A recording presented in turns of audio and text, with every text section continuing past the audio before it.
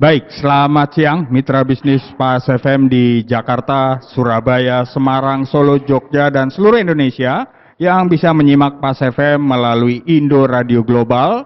Selamat datang dalam program Kongko Bisnis Pas FM, utamanya buat teman-teman media yang juga saat ini sudah berada di floor. Dan pastinya di siang hari ini kita kembali menggelar program Kongko Bisnis yang disiarkan secara langsung dari Lobby Lounge Hotel Millennium Siri serta dipersembahkan oleh Hotel Millennium Siri Jalan Fahrudin, Tanah Abang, Jakarta Pusat dan Primagrafia Solusi Printing Usaha Anda. Oke, tema yang kita angkat di siang hari ini seperti yang diungkapkan oleh rekan saya Sony di studio tadi bahwa kita akan mengangkat tema Corona datang, bisnis meradang. Kita tahu bahwa berjangkitnya COVID-19 secara global menjadi tantangan tersendiri bagi sektor ekonomi bisnis di seluruh dunia, pastinya termasuk juga Indonesia. Lantaran wabah ini berpengaruh besar bagi pergerakan orang dan barang, dan saat ini pemerintah kita ketahui telah merilis insentif sekitar 10 triliun rupiah guna mengantisipasi tantangan terkait pergerakan orang. Lantas seperti apa antisipasi bagi pergerakan barang, khususnya bahan baku yang menjadi kebutuhan industri? Untuk membahasnya saat ini kita sudah bersama dengan narasumber kita.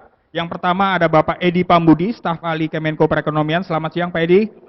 Oke, dan kita juga sudah bersama dengan Bapak Akbar Johan, Sekjen Asosiasi Logistik dan Forwarder Indonesia. Selamat siang Pak Akbar. Ya, selamat siang. Oke, kita juga sudah bersama dengan Pak Vincent Haryanto, Ketua Komite Perdagangan dan Industri Bahan Baku GP Farmasi. Selamat siang Pak Vincent. Baik, selamat siang. Oke, kita juga sudah bersama dengan Bapak Firman Bakri, Direktur Eksekutif Asosiasi Persepatuan Indonesia. Selamat siang Pak Firman. Selamat siang, Bung. Oke, dan kita juga bersama dengan Bapak Tutum Rahanta, Dewan Penasehat Himpunan Penyewa Pusat Perbelanjaan Indonesia. Selamat siang Pak Tutum. Selamat siang. Oke, sekalian aja Pak sudah pegang mic jadi Pak Tutum. Biasa sasaran tembak duluan nih.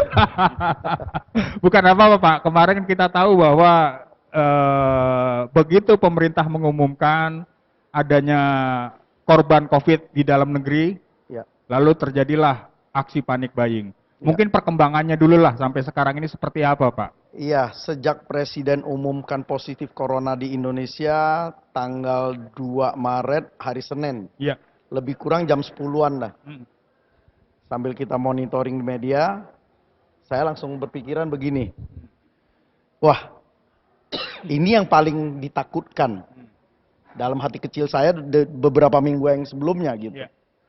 Karena saya bukan tidak percaya terhadap pemerintah, tetapi antisipasi kepada psikologi masyarakat. Iya. Benar, setelah jam 12 kan kita ada grup teman-teman CEO retail. Iya. Saat itu juga orang berbondong-bondong datang ke pusat belanja. Nah, biasalah teman-teman dorong ke saya, tolong bagaimana cara menenangkan agar panik buying ini tidak terjadi yang sehingga dapat mengacaukan situasi. Oke. Saya koordinasi dengan sebetulnya Pas FM juga saat itu. Iya, betul. Beberapa media yang lain, termasuk Pak Sesmenko kita Pak. Saat itu juga kita bekerja keras secepatnya mengannounce bahwa ketersediaan stok kita sangat mencukupi. Oke. Itu dulu. Tetapi barang kebutuhan stok yang kan mereka belanja di toko bukan di gudang kita, bukan langsung ke industrinya. Iya. Kalau diras dengan serta-merta, barang ini tidak bakalan cukup. Karena siklus untuk pemajangan dari gudang di dalam toko ke tempat pemajangan yang disebut biasa istilah gondola pun nggak keburu. Oke. Karena orang rebutan. Saya kira memang ini manusiawi bagi siapapun yang punya ketakutan. Iya. Bukan hanya di Indonesia. Hampir di setiap negara manapun terjadi. Nah, singkat cerita sampai malam itu pun ras tetap jalan. Oke. Ada yang nggak kebagian. Besok harinya mulai media juga menenangkan bahwa nggak perlu panik buying. Pemerintah juga mulai turun tangan memberitakan ini semua, termasuk presiden kita. Mulai reda. Sampai hari kedua. Hari ketiga persis sudah reda, tetapi paniknya hanya bergeser. Dari kebutuhan pokok dan alat-alat kebersihan, bergeser ke snack-snackan. Snack pun diborong nih ceritanya nih. Mereka takut keluar rumah.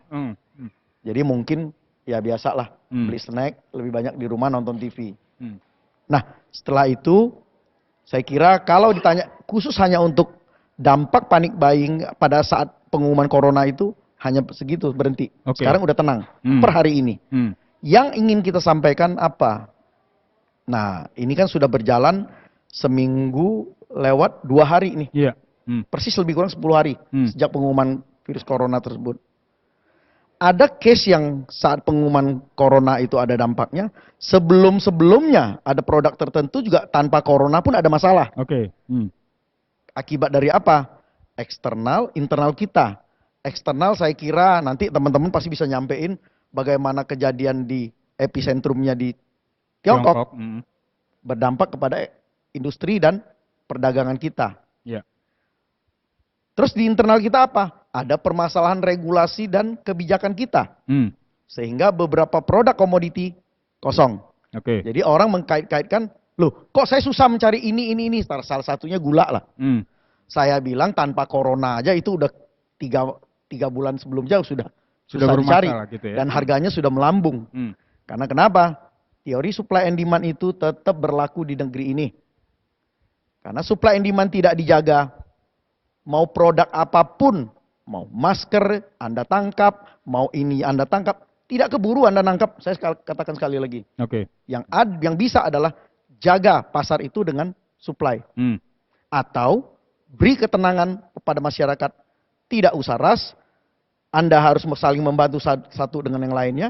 Bagaimana cara menyikapinya? Saya kira itu. Hmm. Tiongkok dapat menyelesaikan masalah ini sebagian besar adalah dengan memberikan pengertian. Timbullah di situ dari kepanikan menjadi seperti satu kebersamaan yang sangat mempercepat mereka memulihkan ini semua. Oke. Hmm. Mereka dikurung di dalam satu kotak, hanya boleh keluar dari rumah 2 hari sekali untuk ambil kupon beli makanan, itu pun dengan tenang. Oke. Kita telepon ke kolega kita di situ, nggak ada masalah. Hmm. Begitulah cara menyikapinya. Oke. Gitu. Oke. Nah, sekarang ini sudah menjelang hari raya. Nah, Tentunya retailer sudah harus bersiap-siap juga kan, seperti itu. satu Gimana, sisi yang saya kira memang harus kita sikapin lagi, bukan hanya sekedar persiapan melihat keadaan karena corona ini. Sebentar lagi lebih kurang 1 bulan lebih sedikit lagi kita masuk puasa dan lebaran. Saya katakan memang ada beberapa hal yang kita lihat ya terutama untuk mengecek lapangan ketersediaan stok, soal penimbunan, soal stok. Saya kira nanti sesi berikutnya saya kira harus saya jelaskan sedikit Oke. tentang stok dan penimbunan ini. Yang saya takut merembet mengacaukan arah kita untuk menjaga stok untuk puasa dan lebaran. Kenapa Pak? Seperti apa? Bisa dijelaskan? Kita masih punya waktu 5 menit. Iya, saya kira gini. Kadang-kadang salah kaprah sejak Perpres 71 tahun 2015 ini dikeluarkan, antara stok yang ada di pelaku usaha dengan yang dimaksudkan dengan penimbunan untuk mengacaukan ekonomi. Nah, saya kira ini harus hati-hati, berkali-kali saya sampaikan. Bukan hanya sekarang, 2017 kita lihat 16 atau 17. Ada korban yang cukup besar? Saya nggak perlu sebut namanya. Ya, mungkin itu ada bagian hukumnya, ada sisi dari sisi hukum. Tetapi ada sisi juga ketakutan-ketakutan yang saya takut masyarakat enggan menyetok produknya. Karena kenapa? Untuk kegiatan keagamaan besar kita harus ditimbun produk sekali lagi. Harus di stok. Karena industri atau pertanian atau apapun tidak bisa dengan serta-merta menjadikan produk dengan waktu yang singkat. Ya kan? Ada produk tertentu yang kadang-kadang tidak dibutuhkan, kita tidak menjual. Tetapi untuk kegiatan hajatan besar, kita harus menyetok barang tersebut gitu. Semua harus ditimbun. Kalau nggak ditimbun tidak keburu. Ya, jadi apa itu stok, apa itu penimbunan, semua ada ilmunya kalau di kita retail. Selagi kita skala ekonominya pun beda antara si kecil, menengah dan besar. Stoknya juga berbeda-beda, penimbunannya pun berbeda-beda. Yang kita harus lihat apa yang dinamakan mengacaukan perekonomian, selagi kalau dia kepinterannya, karena memang sistem ekonomi kita sangat terbuka untuk siapapun melakukan perdagangan dengan kepintaran dia. Dia bisa membaca situasi dan timbun sekarang. Tetapi siapapun yang datang ingin membeli, dia selagi ingin tetap menjual, itu bukan mengacaukan perekonomian. Itu kepintaran dia. Saya hanya ingin menjelaskan itu. Tetapi kalau kita ingin satu sisi yang sosial dengan ini, kita jelaskan lagi. Anda tidak perlu memperdagangkan ini dengan harga di atas acuan sekian. Kasih aja. Saya tanya, harga masker yang wajar itu berapa? Sampai detik ini tidak ada yang dimunculkan. Tetapi banyak yang cari kesempatan. Banyak. Manusiawi nggak? Tidak. Saya katakan sekali lagi. Ya, berarti itu harus kita hati-hati. Jangan sampai merembet ke produk-produk yang lain, saya kira sangat tidak baik. Karena memang sistem ekonomi kita, perdagangan kita, menganut sistem yang persaingan sangat terbuka ini. Saya tidak ingin membela siapa yang benar ini. Harus aturan itu, harus hati-hati cara penegakannya. Tapi Itu yang paling penting. tidak inventory terkait dengan adanya wabah ini jadi persoalan nggak Pak buat para retailer? Saat ini untuk produk tertentu, saya kira pasti teman-teman industri mengalami perlambatan bahan baku yang kalau ada kaitannya memang stok yang diperlukan dari Tiongkok. Dan bagi negara-negara tertentu pun udah mulai keganggu. Karena mereka juga mengalami kesulitan. Nah, kalau Anda tanya produk apa yang hampir sebentar lagi pada naik, saya ingin katakan. Karena ini supply and demand global supply chain yang bukan hanya di kita saja. Ini global masalahnya. Jadi tinggal Anda perlu atau tidak perlu. Minyak aja mendadak bisa turun kok kalau supply lebih. Kan ini kita buktikan dalam 2 hari ini. Begitu juga produk-produk tertentu. Makanya dengan kesempatan ini saya hanya bisa memberikan usulan. Inilah setiap kali yang kita katakan momentum-momentum untuk mengisi sendiri pasar dalam negeri, baik itu bahan baku maupun barang jadi. Ya. Kira-kira Oke. begitulah. Baik. Menarik sekali apa yang diungkapkan oleh Pak Tutum Rahanta. Nanti saya akan beralih ke Pak Firman ini berkaitan dengan ketersediaan misalnya persiapan juga untuk menghadapi lebaran. Tapi kita break dulu ya Pak ya. Oke, baik. Mitra bisnis tetaplah Anda bersama kami. Kami akan segera kembali setelah beberapa selingan berikut ini.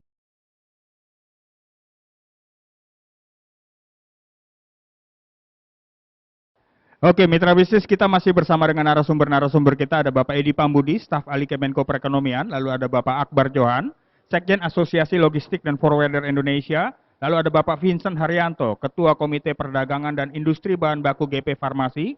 Pak Firman Bakri, Direktur Eksekutif Asosiasi Persepatuan Indonesia. Dan Pak Tutum Rahanta, Dewan Penasehat Himpunan Penyewa Pusat Perbelanjaan Indonesia. Oke, kita menyambung apa yang sudah diungkapkan oleh Pak Tutum Rahanta. Ini ke Pak Firman Bakri sekarang. Gimana Pak kondisi industri sepatu? Khususnya untuk stok bahan baku dulu lah, kita pengen tahu Pak. Ya, kebetulan untuk industri alas kaki itu kan kita termasuk sebagai industri fashion. Iya. Kemudian kita juga industri yang bekerja berdasarkan job order. Job order itu untuk sebagai supplier untuk brand yang sifatnya global, Ya. skala global maupun untuk brand-brand lokal kita. Oke. Nah, dengan kondisi seperti itu, industri kita tidak melakukan stok untuk bahan baku. Kita hanya membeli bahan baku untuk diproduksi. Oke. Sesuai dengan jumlah yang diorder. Nah, permasalahannya adalah ketika kemudian bulan Januari, Februari itu ada outbreak virus corona. Seharusnya itu pada tanggal 3 Februari itu sudah harus ada pengapalan bahan baku dari China untuk industri kita. Oke. Tanggal 3 Februari itu batas libur Imlek ya. Batas libur Imlek ya.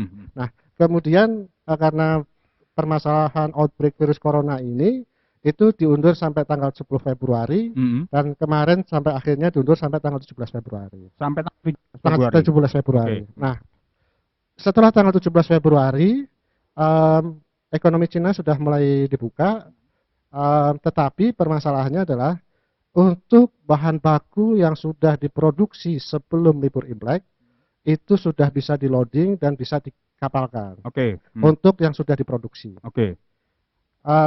Cuman saya belum dapat info terbaru apakah sejak tanggal 17 itu sudah ada yang bisa masuk ke pabrik atau belum. Oke. Nah, kemudian untuk bahan baku yang belum dikerjakan, tapi sudah ada komitmen untuk suplai bahan baku, itu baru bisa dikerjakan dan itu sudah ada negosiasi akan ada keterlambatan. Oke. Nah, untuk keterlambatan ini dari perspektif industri kita tentunya kita negosiasi lagi supaya tenggat waktu itu supaya mundurnya tidak jauh. Nah, untuk supaya tidak mundur jauh pun industri di China juga harus bekerja ekstra. Artinya mereka juga harus bayar upah lembur buruhnya di sana. Dan itu sebagian juga bebannya menjadi tanggung jawab industri kita. Oke. Nah, dari informasi setidaknya apabila kita ingin mengejar tenggat waktu itu harga bisa naik sampai 10%. Harga bisa naik sampai 10%. Bisa naik sampai 10%. Oke. Kemudian setelah bahan baku itu selesai dikirim ke kita, kita pun juga harus kejar waktu lagi. Oke. Itu Karena- harga sebelum shipping atau gimana, Pak? Gimana? Itu harga naik 10% sebelum shipping sudah termasuk atau gimana? Iya. Harga produknya ya. Harga produk bukan harga forwardingnya, bukan harga itunya, harga produknya. Itu naik sampai 10%. Nah, di industri kita sendiri selama bulan Februari sebenarnya kita sudah short bahan baku itu sampai 20%. Jadi sudah ada pengurangan untuk produksi. Nah, apabila ini tidak bisa diselesaikan permasalahan bahan baku, di bulan Maret sampai ke depan itu penurunan produksi bisa sampai 50% atau lebih. Bisa sampai separuhnya ya, Pak ya? Bisa sampai separuhnya. Oke. Nah, memang untungnya ini sudah mulai ada ekonomi Cina sudah dibuka, sudah ada harapan di situ. Tetapi di kita pun juga kita ada tenggat waktu selain tadi yang produk untuk orientasi ekspor, untuk yang produk domestik, orientasi pasar domestik, kita punya tenggat waktu yang tidak bisa dinegosiasikan dan tidak bisa diundur, itu adalah pasar lebaran. Oke. Nah, untuk mengejar pasar lebaran, target awal kita di pertengahan Maret ini paling lambat bahan baku sudah masuk. Oke. Sudah Tapi harus masuk ya? dalam kondisi normal, dalam kondisi normal. Dalam kondisi normal bahan baku paling terlambat sejelek-jeleknya itu harus masuk pertengahan Maret ini. Oke. Tetapi dalam kondisi sekarang itu sejelek-jeleknya bahan baku bisa masuk itu nanti pertengahan April dan itu akan ada potensi produk-produk sepatu masuk ke pasar lebaran agak terlambat. Nah, di situ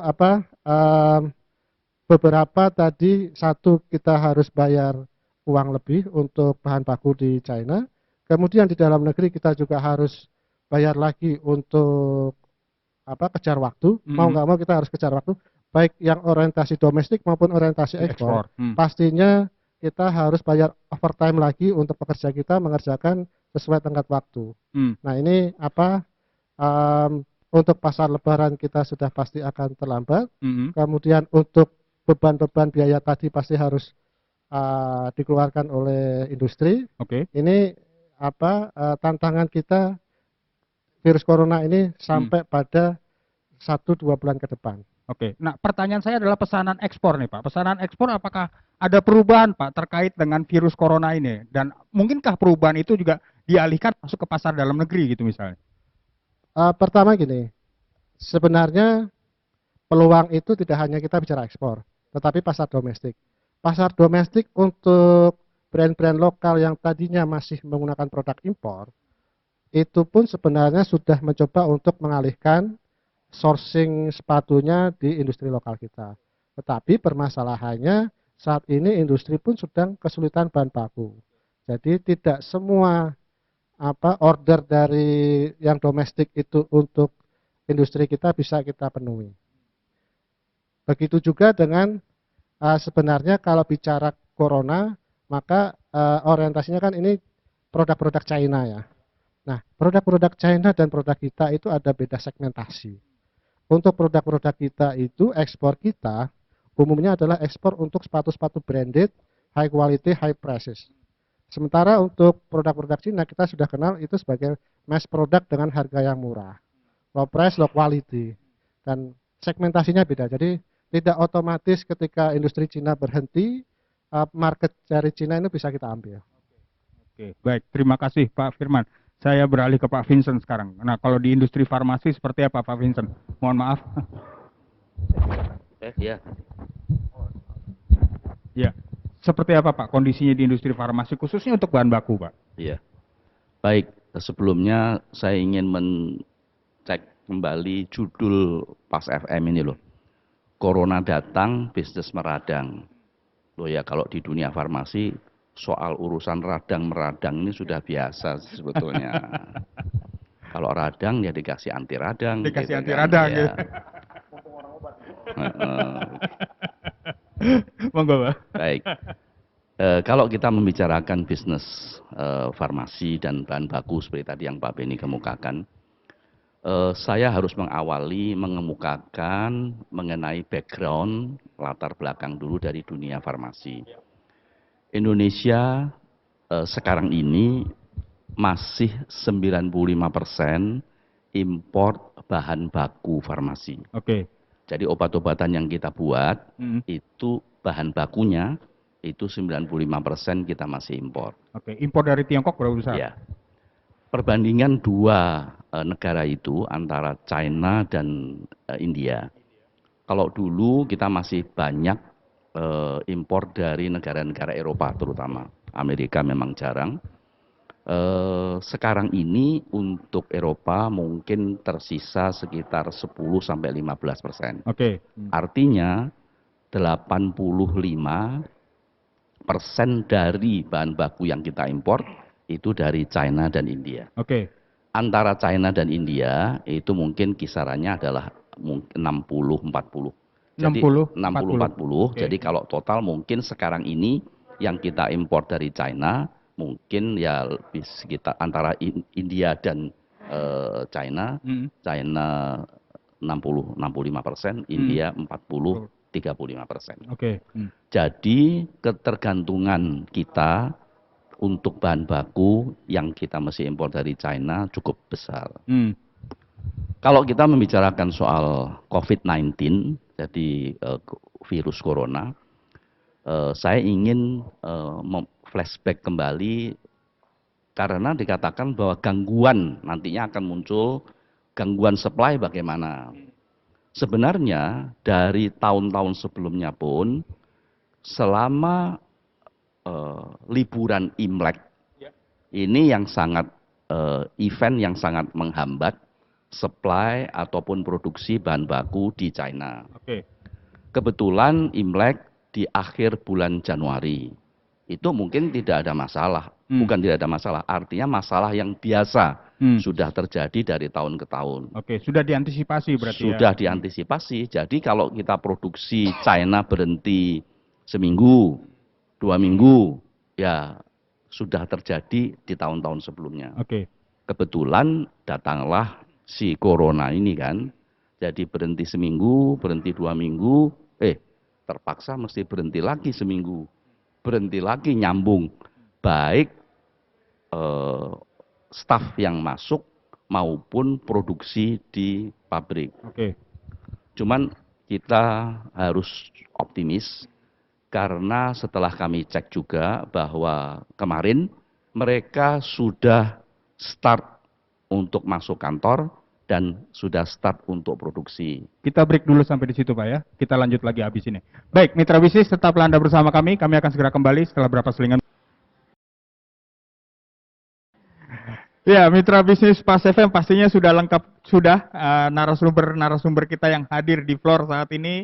Ada Pak Edi Pambudi, staf ahli Kemenko Perekonomian, lalu ada Bapak Akbar Johan, Sekjen Asosiasi Logistik dan Forwarder Indonesia, ada Pak Vincent Haryanto, Ketua Komite Perdagangan dan Industri Bahan Baku GP Farmasi, lalu Bapak Firman Bakri, Direktur Eksekutif Asosiasi Persepatuan Indonesia, dan Pak Tutum Rahanta, Dewan Penasehat Himpunan Penyewa Pusat Perbelanjaan Indonesia, dan ada Pak Fauji Iksan, ekonom senior kita. Selamat datang juga Pak Fauji Iksan. Saya langsung straight to the point ke Pak Vincent lagi deh. Tadi kita sudah bicara soal industri di Tiongkok, ya puji syukur sudah mulai beraktif kembali, industri bahan baku obat khususnya Pak ya.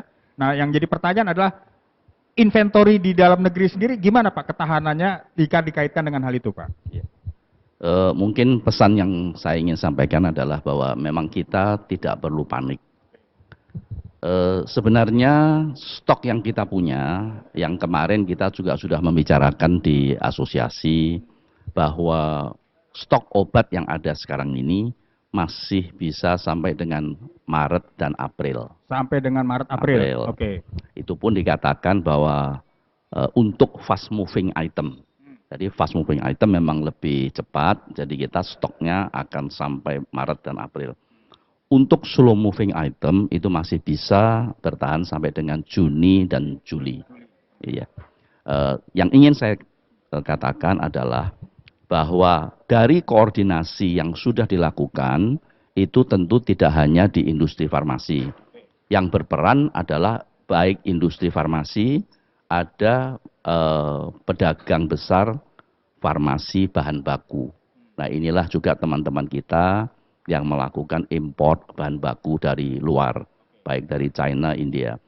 Tetapi di samping itu, koordinasi yang sudah kita lakukan itu tentunya dengan Badan Pengawas Obat dan Makanan, Badan POM.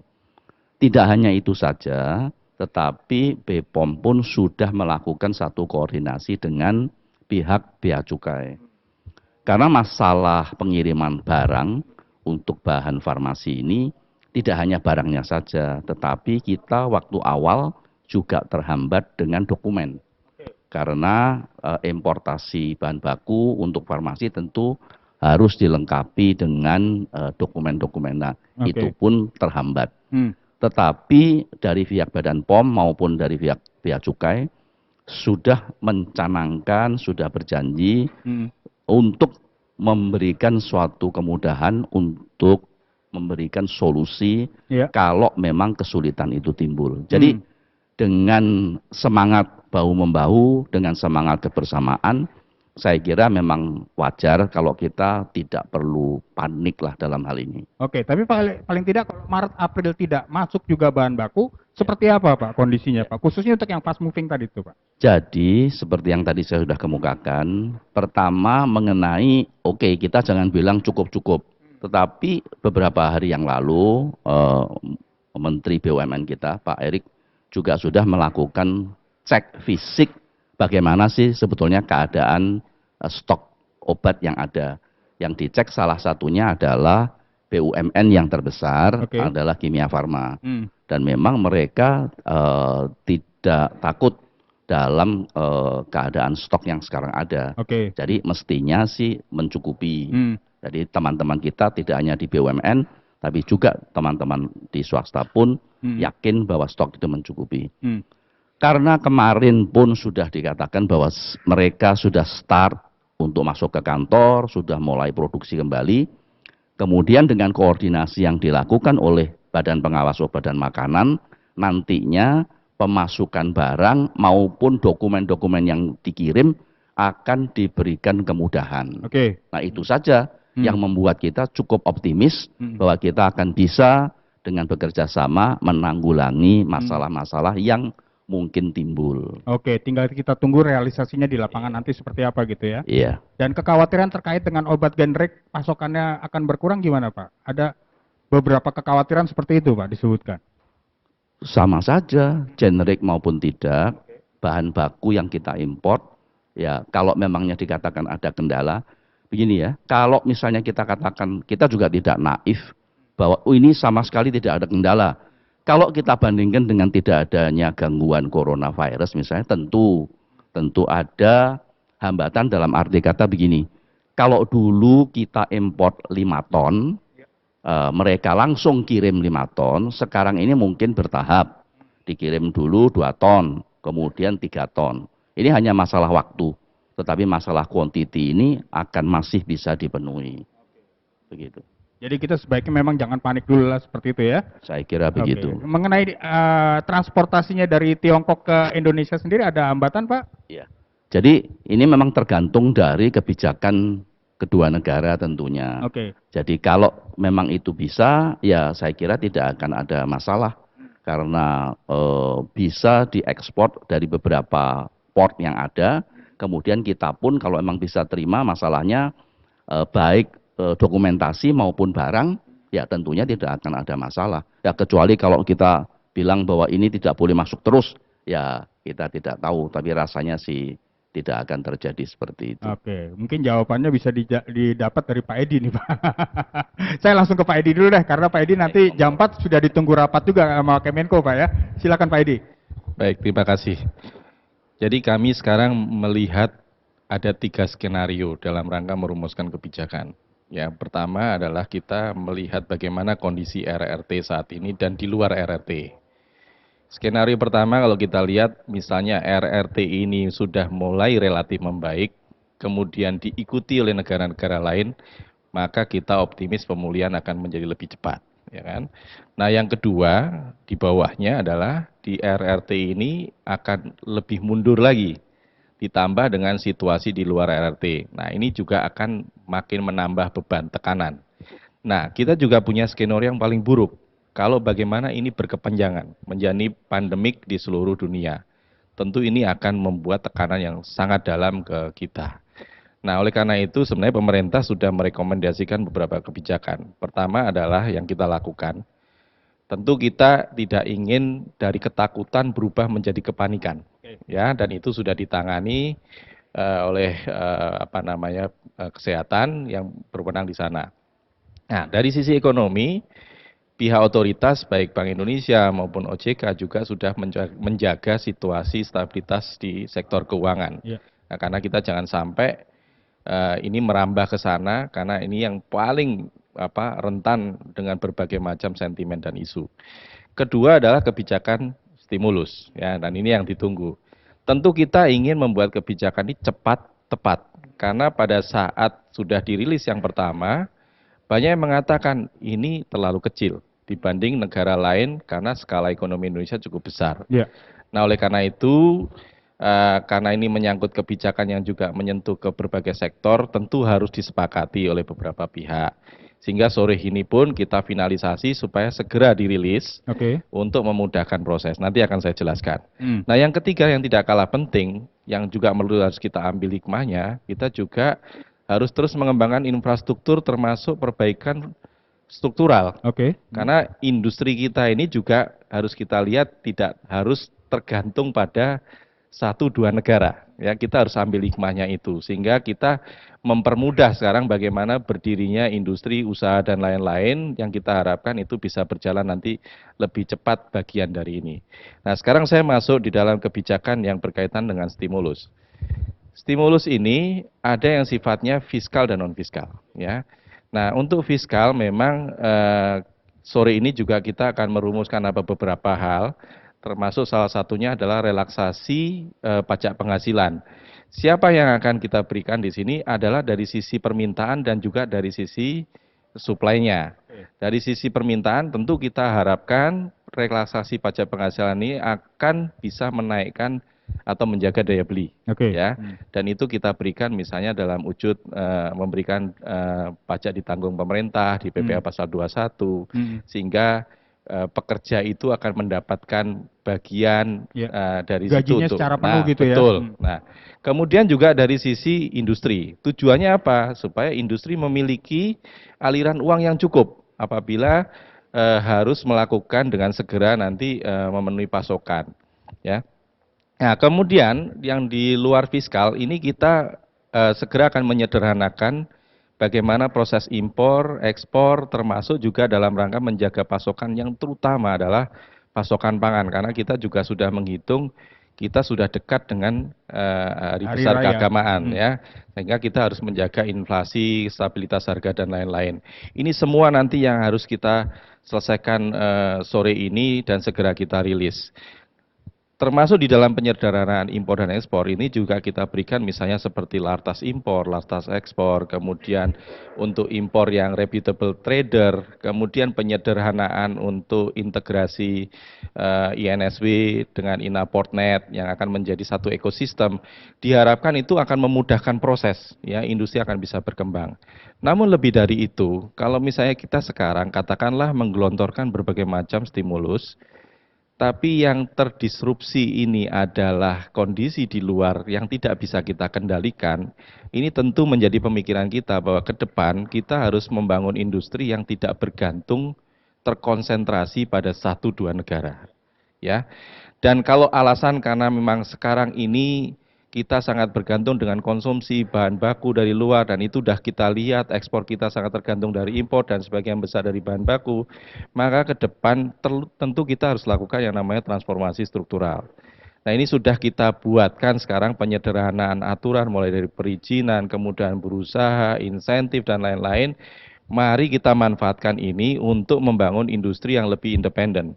Karena yang kita lihat dari data di tahun 2013 perdagangan kita dengan RRT itu kita yang surplus. Tapi lamban laun kita defisit. Karena sepertinya kita lebih suka membeli nih Pak. Jadi seolah-olah ada pakem bahwa apapun bisa dibuat di sana, kalau di sini apapun bisa kita beli. Jadi kita kayaknya cocok gitu kan. Jadi apa yang dia bisa buat akhirnya bisa kita beli. Nah ini yang harus kita rubah pakem ini, jangan sampai kita selalu bergantung ya. Kalau misalnya bisa didiversifikasi ke negara lain, sehingga kita kan juga tidak akan menghadapi disrupsi atau imbas dari diskusi ini. Jadi dalam waktu dekat ini sudah harus kita rilis dan beberapa juga sudah sepakat bahwa ini harus segera dirilis supaya nanti kita membangun lagi sentimen yang positif dan kita juga bisa menjaga stabilitas harga. Oke, tapi paling tidak begini Pak, kalau untuk pergerakan orang, saya ambil analoginya seperti itulah yang lebih sederhana gitu. Pergerakan orang pemerintah kemarin gelontorkan 10,3 triliun. Nah, untuk yang pergerakan barang ini khususnya yang bahan baku seperti apa Pak? Nah, kemarin kita kan sudah lihat ya, disrupsinya ini kan 3 ya, mobilitas orang, mobilitas barang, mobilitas keuangan, itu kan investasi. 3-tiganya kita lihat. Yang orang sudah kita coba untuk memberikan paket stimulus yang pertama ya, 10,3 triliun. Tapi kalau kita hitung, kita konversikan hanya sekitar 0,7 billion US dollar. Ada salah satu lembaga riset internasional mengatakan itu terlalu kecil untuk skala Indonesia, butuh lebih besar lagi. Oke. Kita sepakati itu dan kita mendapatkan masukan juga dari industri bagaimana untuk merancang stimulus kedua. Nah, ini yang akan segera kita rilis. Harapannya tadi menjaga kelancaran pasokan terutama bahan baku sehingga industri kita tidak terdampak di disrupsinya. Nah, mengenai jumlah mekanismenya nanti detailnya sore ini yang akan kita rilis. Oke, jadi koordinasinya lintas sektoral. Ya, karena itu melibatkan beberapa kementerian, ya kan, yang nanti dalam langkah implementasinya juga harus kita buat lebih sederhana. Intinya kita ingin cepat dan tepat. Oke. Paling tidak begini Pak, menjawab nggak Pak pertanyaan persoalan yang dihadapi oleh industri misalnya sepatu dan farmasi tadi Pak? Kira-kira. Tadi kalau saya mendengar prinsipnya kan sebenarnya pasokan itu ada. Dan sekarang sudah bisa dinikmati karena di sananya sudah berproduksi, ya kan? Jadi seolah-olah kan sebenarnya kita harus jujur mengatakan bahwa kita betul-betul bergantung pada negara tersebut. Nah, ke depan itu tadi, apakah kemudian sekarang kita harus bisa membangun industri yang tidak harus bergantung pada bahan bakunya di sana? Kami yakin sebenarnya kemampuannya ada, tapi kita juga menyadari mungkin kemarin-kemarin banyak sekali hambatan, ya entah itu perizinan, kemudian berusaha. Tapi ini kan semuanya sudah diupayakan untuk disederhanakan. Jadi sejalan dengan wabah ini terjadi, kita juga sekaligus melakukan transformasi struktural. Oke, jadi pembelajaran juga ya adanya wabah ini untuk kita lebih mandiri lagi ke depan. Betul. Oke, nah bagaimana dengan perekonomian dalam negeri sendiri Pak? Kalau dari antisipasi yang akan dilakukan oleh Kemenko Perekonomian khususnya di sektor konsumsi masyarakat Pak. Ini yang perlu ini juga. Soalnya kan sudah dekat Lebaran ini Pak. Betul. Yang kita paling utama antisipasi ini kan pasokan makanan. Ya kan? Yang kemarin juga sudah dikeluhkan ada beberapa komoditi yang ternyata tidak ada di pasar. Tapi untuk industri sebenarnya sudah. Tapi yang untuk di pasar, yang dikonsumsi rumah tangga belum ada. Kemarin sudah kita pastikan, ya kan, jangan sampai itu tertahan. Nah, ini sudah ada rencana akan segera digelontorkan. Katakanlah, tidak terjadi dampak yang terus-menerus dari wabah ini, maka ini ya sebenarnya keuntungan juga bagi masyarakat. Tetap nanti itu akan digelontorkan gitu kan. Tapi seandainya misalnya akan berkepanjangan ya tetap kita akan mempermudah pasokan. Jadi ada beberapa jenis komoditi yang selama ini sangat rentan pada inflasi maupun stabilitas harga itu sudah kita buatkan sebenarnya berapa pasokannya dan lain-lain. Sudah ada inventorinya ya, tidak ya? Dan kemudahan di dalam proses pengadaannya baik impor dan lain-lain termasuk distribusinya sudah disiapkan. Oke, baik. Terima kasih. Saya beralih ke Pak Ali Akbar nih Pak. Oke, kita break dulu kalau gitu ya. Baik mitra bisnis, tetaplah Anda bersama kami akan segera kembali setelah beberapa selingan berikut ini. Oke, mitra bisnis kita masih siaran live dari Lobby Lounge Hotel Millennium Siri yang dipersembahkan oleh Hotel Millennium Siri, Jalan Farhudin, Tanah Abang, Jakarta Pusat, dan Prima Grafia Solusi Printing usaha Anda. Dan pastinya saat ini kita masih bersama dengan narasumber-narasumber kita. Tadi Pak Edi Pambudi, staf ahli Kemenko Perekonomian, baru saja meninggalkan kita karena harus mengikuti rapat dengan Menko Perekonomian pastinya. Dan juga saat ini pastinya kita masih bersama dengan Bapak Akbar Johan, Sekjen Asosiasi Logistik dan Forwarder Indonesia, Pak Vincent Haryanto, Ketua Komite Perdagangan dan Industri Bahan Baku Farmasi dari GP Farmasi, dan juga Bapak Firman Bakri, Direktur Eksekutif Asosiasi Persepatuan Indonesia, lalu ada Pak Fauzi Iksan, ekonom senior kita, dan juga Pak Tutum Rahanta, Dewan Penasehat Himpunan Penyewa Pusat Perbelanjaan Indonesia. Oke, saya langsung ke Pak Akbar Johan nih Pak. Nah, ini kaitannya dengan urat nadi nih, yang namanya transportasi itu dan logistik adalah urat nadi buat industri-industri yang ada ini. Kondisinya seperti apa Pak dikaitkan dengan corona ini Pak? Bisa diceritain dulu Pak. Ya, makasih. Selamat sore.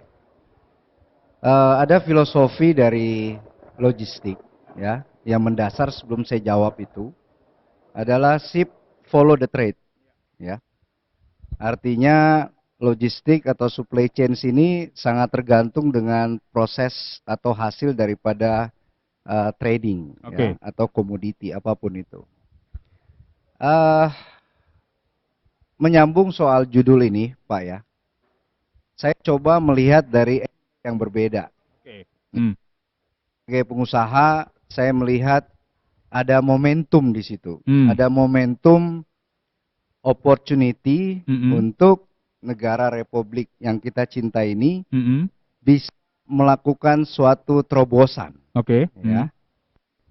Sebenarnya bapak-bapak narasumber lain sampaikan soal kepanikan. Sebenarnya ini melebihi daripada virus itu sendiri. Oke. Ya, sehingga tidak ada pilihan lain bahwa yang harus diatasi adalah bagaimana tidak menimbulkan kepanikan di masyarakat. Itu satu. Menciptakan confidence gitu Pak ya? Confidence, ya. Nah, kita tahu bahwa ada 4 pergerakan di dalam proses bisnis sebenarnya.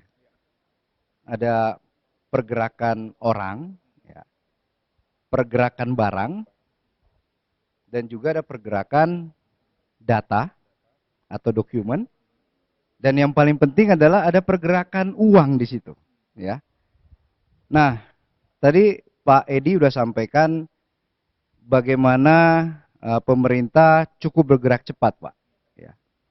Bagaimana melakukan koordinasi untuk melahirkan pastinya stimulus-stimulus, ya, fiskal maupun moneter. Ada yang tidak kalah pentingnya bahwa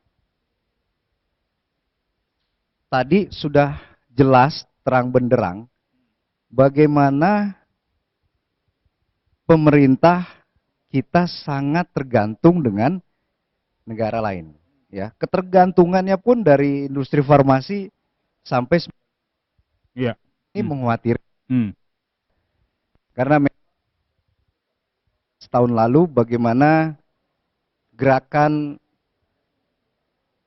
atau grand design dari negara asing sangat melumpuhkan industri nasional. Oke. Ya. Coba kita sebutkan industri nasional yang masih bisa bertahan sekarang hampir tidak ada. Ya Pak ya. Nah, apa yang saya sampaikan di depan bahwa momentum opportunity ini sudah saatnya pemerintah melepaskan ego sektoral, ya, untuk sesegera mungkin menciptakan ekosistem industri.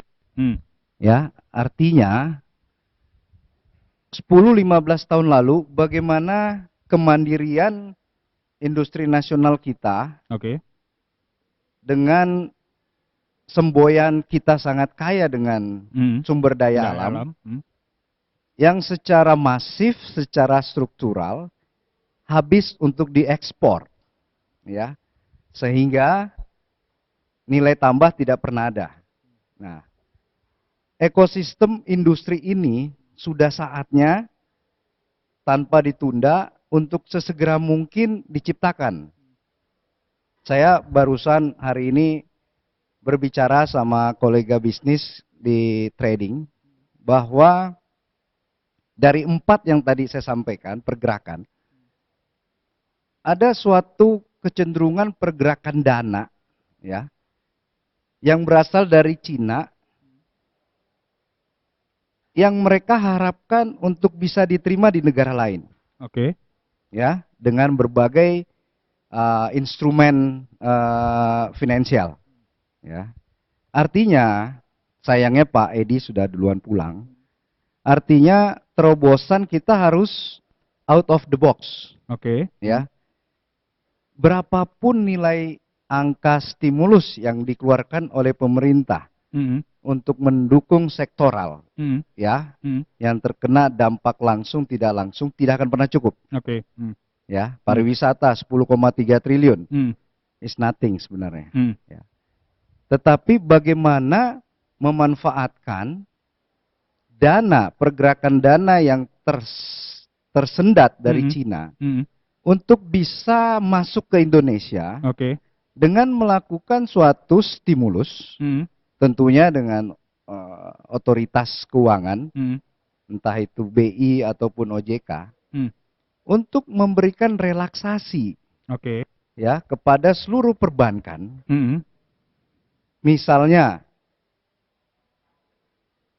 SBLC di luar, Oke. ini sangat besar jumlahnya yang menanti untuk bisa diterima oleh negara-negara yang siap. Mhm. Mhm. Ya. Sayangnya di Indonesia regulasi perbankan ini sangat rigid Oke. ya. Mhm. Di beberapa negara yang terkena dampak corona ini itu langsung menurunkan suku bunganya Oke. Mhm. ya. Saya tidak melihat signifikansi BI menurunkan suku bunga. Mhm. Mhm. Satu. Yang kedua, relaksasi misalnya persyaratan-persyaratan bank, itu kan bank mempunyai instrumen-instrumen finansial yang sangat bisa mendukung dan bisa melipat gandakan stimulus Mhm. untuk pengusaha bisa mengkapitalisasi dananya. Oke. Ini yang belum dilakukan oleh pemerintah kita. Mhm. Ya, misalnya memudahkan persyaratan SKBDN misalnya, persyaratan LC. Ya, ini menjadi tantangan sebenarnya tanpa mengeluarkan. Ini kebijakan. Ya, bukan mengeluarkan anggaran sekian puluh triliun. Mhm. Mhm. Sebenarnya ini yang pemerintah harus coba Oke, cukup melakukan relaksasi regulasi berarti ya, gitu ya. khususnya di perbankan. Oke. Ya, karena pergerakan uang yang terhambat di Cina ini menanti jangan sampai potensi opportunity ini diambil dan ditangkap oleh negara lain. Oke. Ya, seperti Filipina, Vietnam ini luar biasa Mhm. agresifnya untuk menangkap peluang-peluang ini. Oke. Nah, pertanyaannya begini, Pak. Kalau soal itu ya kita harapkan memang bisa dilakukan oleh pemerintah. Tapi kita pengen tahu juga saat ini untuk spesifik pergerakan barang, khususnya dari Tiongkok ke tanah air sendiri seperti apa kondisinya, Pak? Dari sektor logistik mungkin bisa memberikan gambaran paling tidak. Kalau itu hanya dampak, ya hanya dampak. Itu sudah pasti terjadi penurunan yang drastis, ya. Penanganan kargo itu baik laut maupun udara itu belum sepenuhnya dilakukan oleh robot, ya. Masih dilakukan ya. Dan lagi ada minimum volume, ya, ada minimum volume untuk pengiriman baik itu pengiriman lewat kapal maupun lewat pesawat. Ya, sehingga apa? Kalau toh ada volume yang tadi belum corona bisa diekspor atau dilakukan pengapalan, ya, beberapa shipping lain juga melakukan atau airline melakukan penurunan jadwal. Ya, ini mempengaruhi. Tentunya juga high cost juga akan timbul, ya. Tetapi sekali lagi, industri logistik ini adalah industri yang cukup tahan banting, ya. Ya.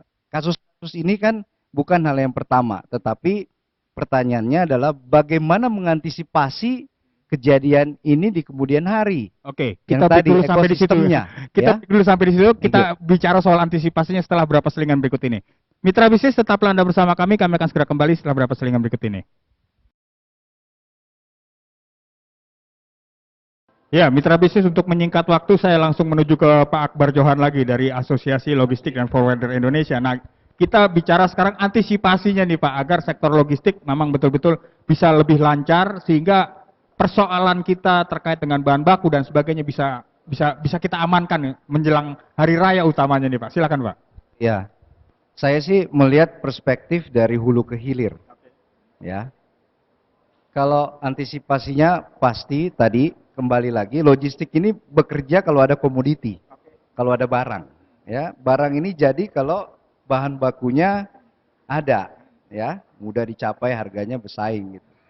Nah, yang pasti kalau industri logistik, ya, penguatannya mau tidak mau ada di domestik.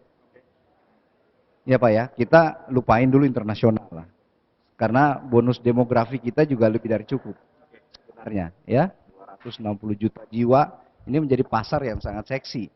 Ya, sayangnya ekosistem industri dan juga ekosistem logistik dan hampir semuanya industri di negara kita belum terbentuk, Pak.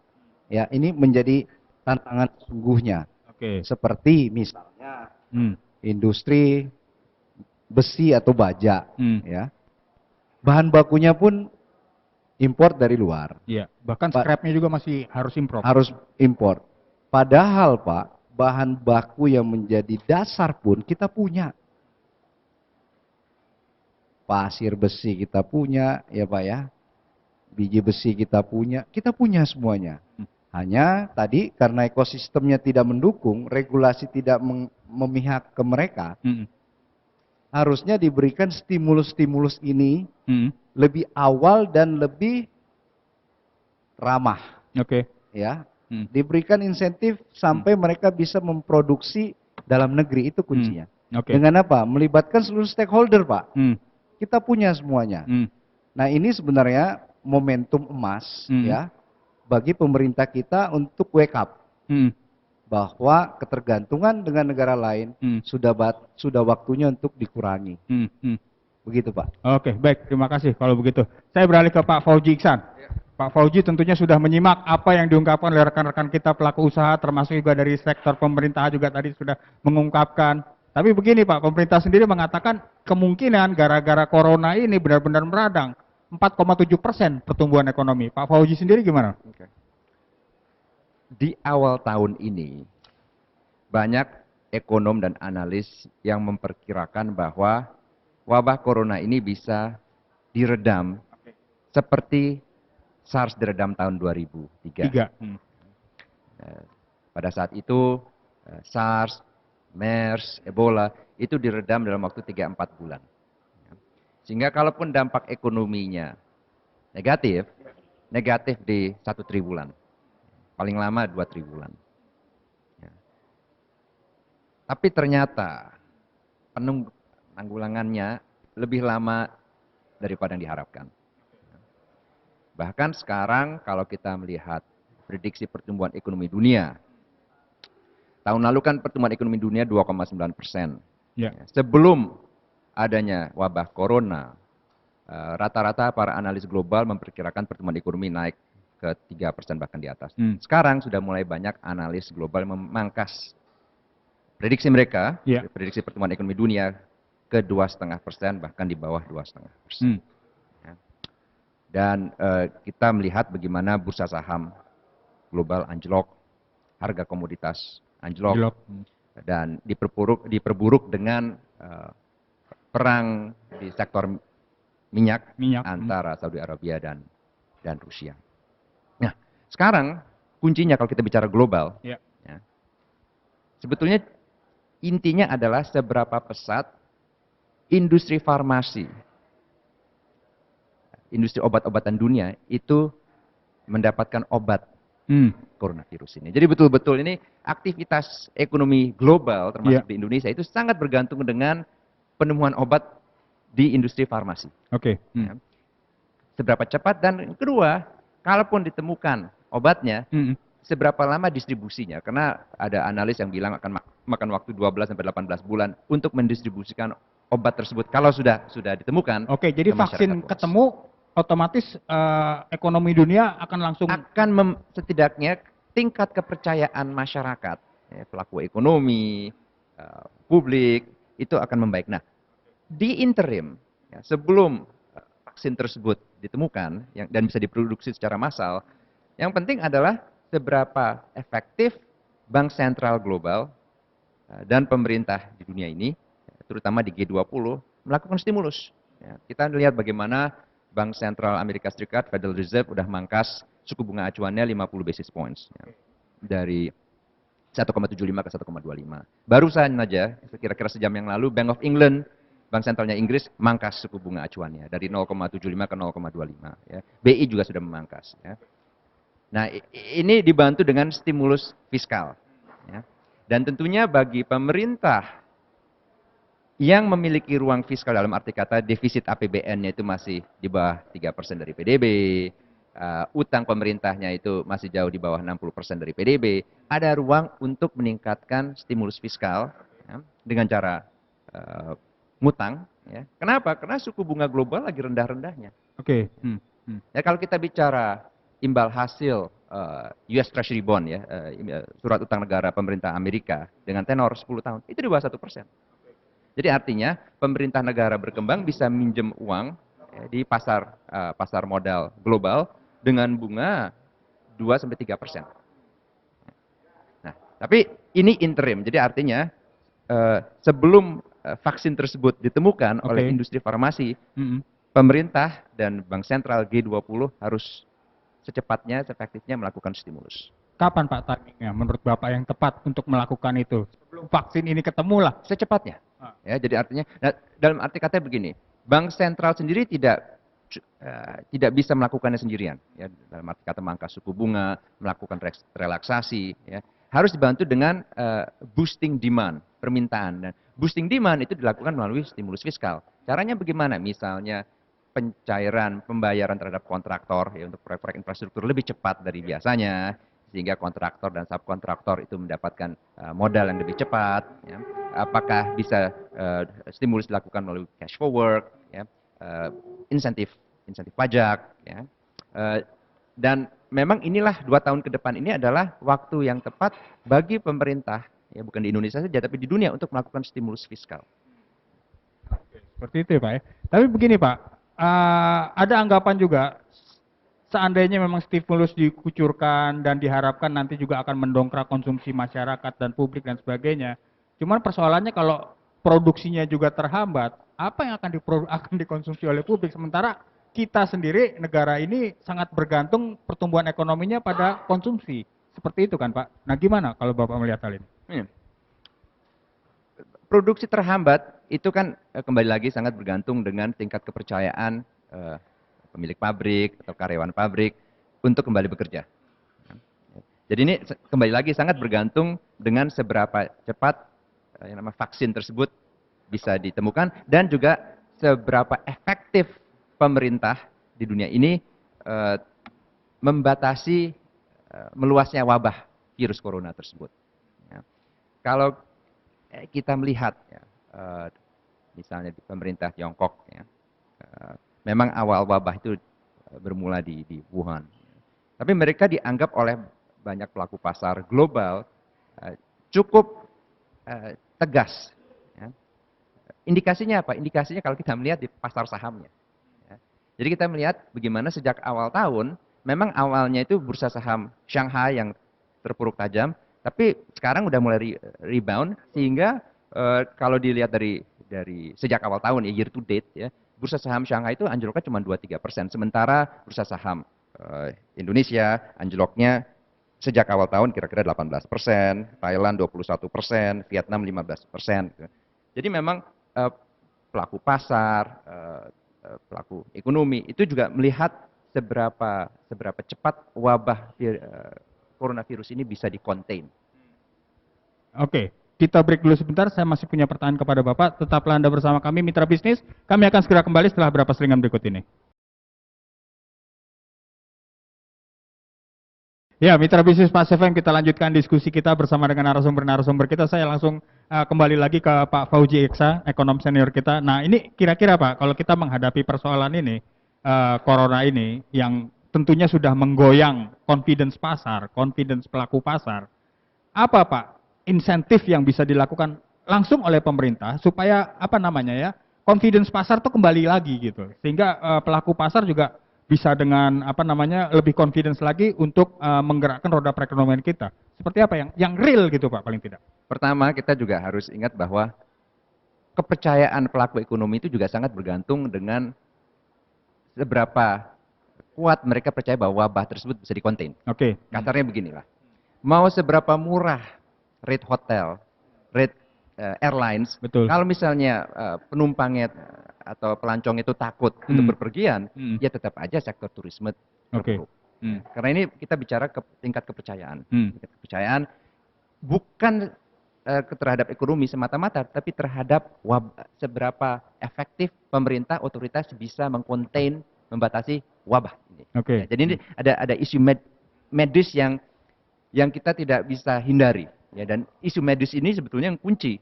Ya. Karena tanpa isu medis, pertumbuhan ekonomi global ya bisa di atas 3% tahun ini, ya, lebih tinggi dari tahun lalu.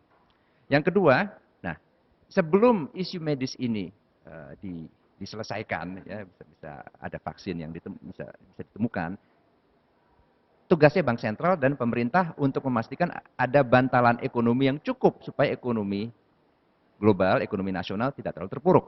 Gimana caranya? Ya, caranya adalah konsumen, masyarakat bisa mendapatkan uang, ya, atau setidaknya tidak khawatir bahwa daya beli mereka terpuruk. Ya. Dan ini bisa dilakukan dengan tax breaks, ya, banyak pemerintah di dunia ini yang melakukan insentif pajak. Bisa dilakukan dengan misal tadi yang kita sudah bahas, proyek-proyek pembangunan, pencairan pembayarannya itu lebih cepat, sehingga kontraktor dan subkontraktor bisa mendapatkan dana lebih cepat. Bisa dilakukan cash for work, langsung ke pedesaan. Ya. Tapi ini adalah stimulus ekonomi yang tingkat keberhasilannya juga sangat bergantung dengan isu medis.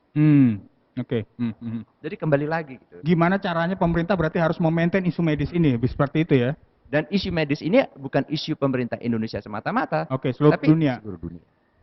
Nah, mengenai kaitannya dengan berhutang, persoalan memang lah sah-sah saja pemerintah berhutang untuk mengantisipasi, untuk mengganjal persoalan yang ada di tanah air ini.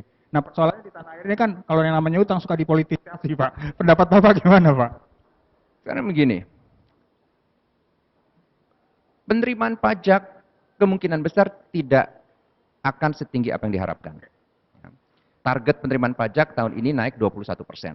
Ya, kelihatannya susah untuk terrealisasi. Ya. Tahun lalu aja naik cuma 1,6-1,7%. Ya. Dengan pertumbuhan ekonomi yang bisa stagnan atau bahkan melambat, ya, karena adanya virus corona, tidak bisa diharapkan penerimaan pajak itu bisa pesat. Ya. Apalagi dengan kebijakan tax incentive. Nah, kalau misalnya pemerintah ingin memastikan bahwa defisit APBN terkendali, otomatis pengeluaran juga mesti dipangkas, kan? Jadi sesuai dengan penerimaan pajak yang tidak memenuhi target, otomatis pengeluaran belanja negara dipangkas. Tapi kan pada saat ini tidak disarankan. Yang diharapkan adalah stimulus ekonomi. Sehingga walaupun penerimaan negara tidak setinggi apa yang diharapkan, namun belanjanya jangan dipangkas. Ya. Terutama belanja negara, belanja pemerintah yang bisa menyerap tenaga kerja. Kalau kita bicara procurement, pembelian barang modal atau produk-produk dari luar negeri yang tidak menggerakkan atau menyerap tenaga kerja di dalam negeri, mungkin itu bisa ditunda. Ya. Tetapi pengeluaran yang menyerap tenaga kerja itu sebaiknya tidak ditunda. Ya. Sehingga otomatis defisitnya melebar. Ya. Dan defisit melebar ini harus ditombok. Ya. Ditomboknya bagaimana? Dengan utang. Bisa dengan divestasi aset, ya, aset negara, tapi dengan kondisi pasar finansial yang dunia yang lagi terpuruk, tidak mudah juga untuk divestasi aset. Ya. Sehingga yang mudah dilakukan itu suka atau tidak adalah menambah stok utang. Ya. dalam keadaan di mana suku bunga global lagi rendah-rendahnya. Ya, di mana tadi kita sudah bahas imbal hasil US Treasury Bond, SBN, pemerintah Amerika Serikat dengan tenor 10 tahun itu di bawah 1%, 0,6-0,7%. Terendah, salah satu terendah dalam waktu 150 tahun terakhir. Oke, halalkan dulu lah berutang paling tidak begitu ya. Satu hal terakhir Pak, tadi Pak Edi sudah menyinggung soal PPh 21, insentifnya bruto tax, PPh 21 ditangguhkan dan sebagainya, PPh 25 juga seperti itu. Gimana menurut Bapak, cukup nggak? Cukup, ya, cukup dalam arti kata ini langkah yang benar, ya. Dan juga harus dipastikan bahwa defisitnya terkendali. Jangan sampai pelaku pasar melihat pelebaran defisit APBN itu by default, not by design. Jadi pemerintah dari awal sudah harus jelas, tegas, mengungkapkannya ke masyarakat bahwa memang ada rencana kenaikan defisit APBN karena faktor A, B, C, D, E. Ya. Kenaikan tersebut diperkirakan tidak lebih dari 2 tahun. Okay. Ya, artinya defisit APBN terhadap persentase dari PDB akan melebar, tapi melebarnya hanya untuk sementara waktu karena pertumbuhan ekonomi global dan nasional yang stagnan atau bahkan bisa melemah karena adanya virus corona ini. Oh, luar biasa sekali. Baik, silakan Pak Akbar. Sebenarnya setuju dengan apa yang disampaikan narasumber yang tadi, Pak Fauji. Pak Fauji, yang tidak kalah pentingnya adalah keseimbangan propaganda media. Ya, di sini teman-teman media banyak, ya, bahwa ada keseimbangan media yang untuk membangun confident masyarakat bahwa virus ini bukan segala-galanya. Ya, ini yang diharapkan banyak masyarakat dan pelaku bisnis. Ya, jadi isu-isu manajemen isu, ya, terutama yang positif, ini menjadi suatu keharusan bagi pemerintah untuk memanagenya, ya, propaganda tadi, karena media sangat besar di sini. Makasih. Oke, luar biasa sekali. Mungkin closing statement dari masing-masing narasumber, kita sudah menjelang penutupan dari pertemuan kita. Dari Pak Tutup dulu deh. Silakan Pak Tutup. Iya, ini jadi gini, kalau saya usulkan beginilah. Kan memang pemerintah dalam waktu dekat ini pasti keluarkan stimulan-stimulan yang mereka mampu berikan. Kalau saya hanya berharap, kalau Anda punya uang, Anda keluarkan uang. Anda tidak punya uang, Anda keluarkan kebijakan yang senilai dengan uang. Itu kira-kira begitu. Ya, karena kebijakan itu pun bernilai. Ya, jadi salah satunya tadi PPh ini itu. Bisa juga bukan hanya 10 destinasi itu yang dibebaskan PB1-nya. Seluruh restoran, F&B mungkin juga bisa dibantu. Karena pusat belanja ini sekarang lagi radang nih. Benar-benar meradang. Iya, diumumkan saja ke seluruh Indonesia supaya orang nggak ada rasa ketakutan lagi bisa makan di restoran dengan pemotongan PB1-nya. 10% itu lumayan. Biar mereka tidak mem-PHK-kan karyawan mereka karena sepi nih saat ini nih. Nah, saya kira banyak sekali kebijakan karena ini waktunya pendek, ya sudahlah, bisa keluar uang karena China dan negara yang kaya tuh keluarin uang ya. Menggelontorkan. Karena banknya datengin kepada industri-industri, bagaimana kredit Anda? Macet, restructuring. Perlu dana tambahan lagi? Dikasih. Supaya mereka bisa berjalan tanpa memecat karyawan mereka. Kalau itu kita lakukan, saya kira kita berat. Tapi kita bisa mengeluarkan kebijakan yang senilai dengan mungkin uang kita nggak terima dulu sementara, tetapi ekonomi berjalan. Saya kira itu. Oke, baik. Pak Akbar, silakan Pak, closing statement Bapak.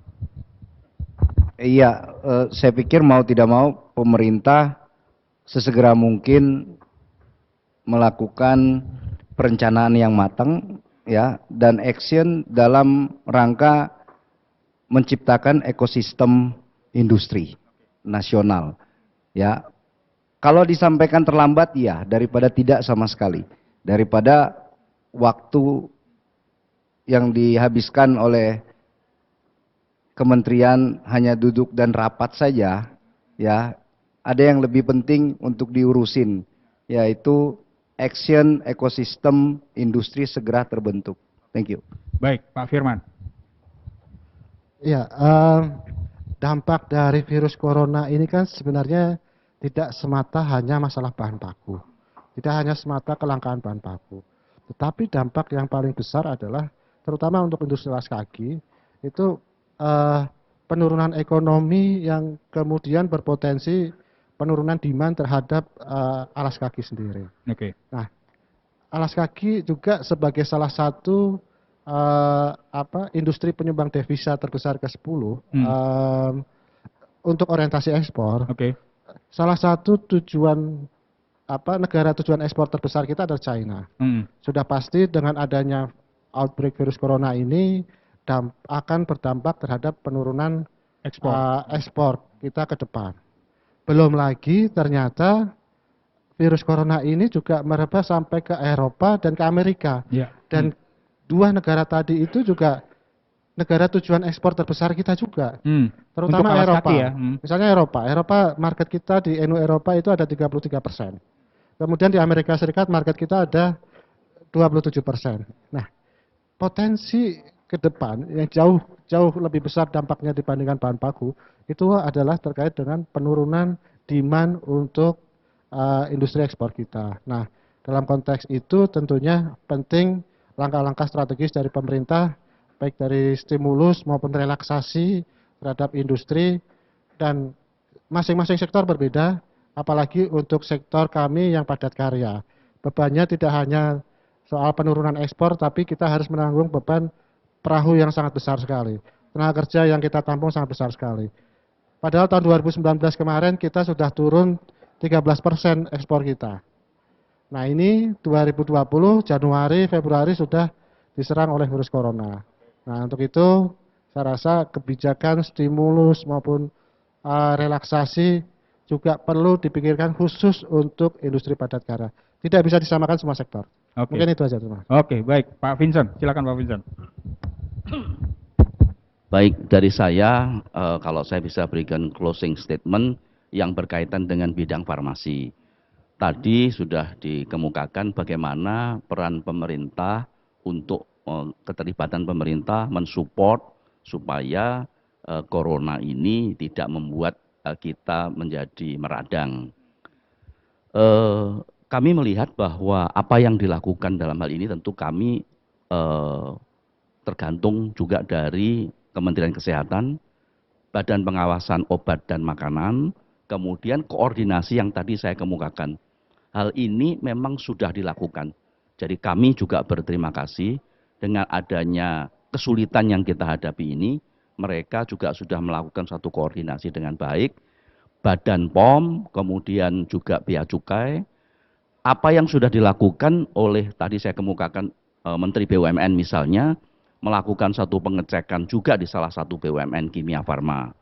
Kemudian Wapres, Wakil Presiden juga sudah menyatakan sendiri bahwa mengupayakan karena source yang kita dapatkan dari China ini akan merupakan satu hambatan, jadi harus diusahakan untuk mendapatkan source dari negara lain.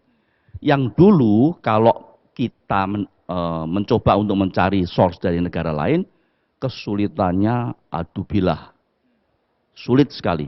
Nah, sekarang ini kemudahan yang diberikan terutama oleh Badan POM, saya kira ini merupakan sesuatu yang menjanjikan.